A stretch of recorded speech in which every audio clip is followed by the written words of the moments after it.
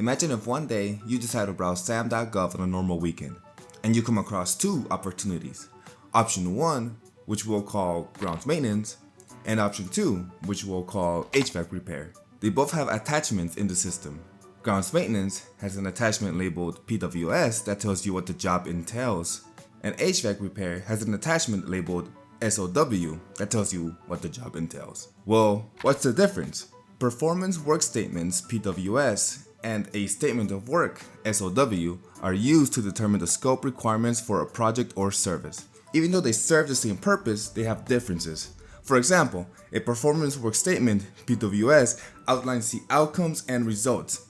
It lets you know what the requirements are and not how to achieve them.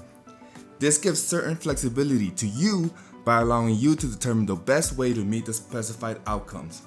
For example, in our grounds maintenance contract, a PWS is attached. This document will tell the reader that they expect the grass to be no longer than 2 inches. They don't care how often you trim it, they don't care what you use. You can use mowers, you can use scissors. If you want to get creative, you can use cows to cut the grass. Well, maybe not that last part. The point is, the grass cannot grow past 2 inches, and the government has placed trust in the contractor for the most efficient way.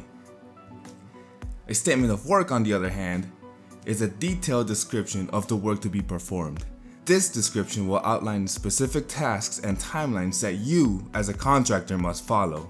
It provides detailed instructions for how the work should be done.